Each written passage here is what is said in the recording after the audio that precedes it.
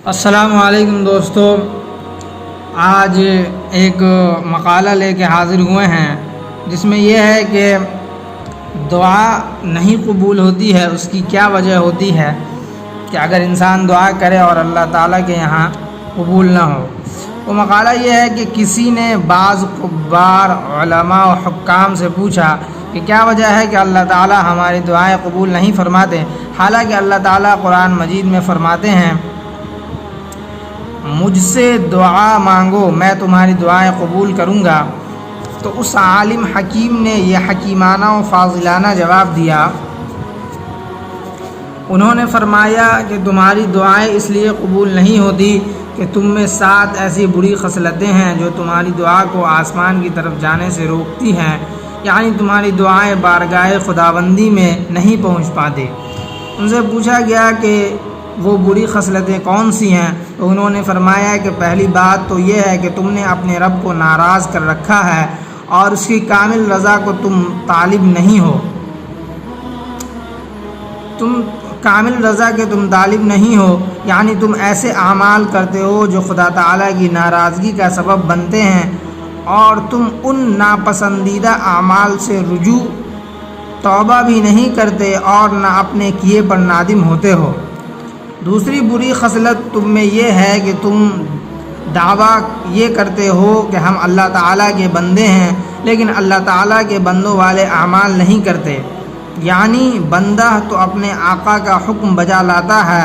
اور اس کے حکم سے ذرہ برابر بھی باہر نہیں نکلتا، یعنی روگردانی نہیں کرتا، مگر تم ایسا نہیں کرتے۔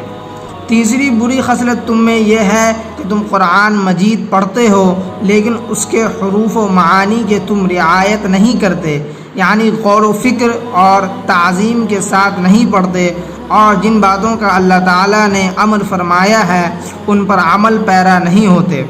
چوتھی بری بات تم میں یہ ہے کہ تم زبان سے یہ کہتے ہو کہ ہم نبی صلی اللہ علیہ وسلم کے امتی ہیں، لیکن نبی صلی اللہ علیہ وسلم کی سنت کے مطابق تم عمل نہیں کرتے، یعنی تم حرام اور مشتبہ چیزیں کھاتے ہو اور ان سے رجوع نہیں کرتے۔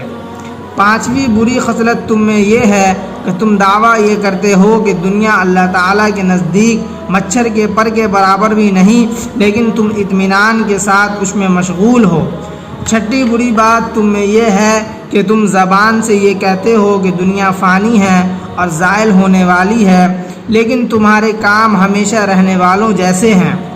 ساتویں بری خصلت تم میں یہ ہے کہ تم کہتے ہو کہ آخرت دنیا سے بہتر ہے، لیکن آخرت کے حصول کی تم کوشش نہیں کرتے بلکہ دنیا کو آخرت پر فوقیت دیتے ہو۔ یہی تھا جو اس میں 7 ایسی بری خصلتیں بتائی گئیں جن کی وجہ سے دعا قبول نہیں ہوتی۔ تو ہر انسان اپنی زندگی میں دیکھے اور اپنے آپ میں غور کرے کہ ہمارے اندر کون سی بری عادتیں یا بری خصلتیں ہیں، اور ان کو نکالنے کی کوشش کرے اور ان سے توبہ کرے اور اللہ تعالیٰ سے دعا کرے کہ اللہ تعالیٰ ان تمام چیزوں سے ہمیں بچائے اور محفوظ رکھے۔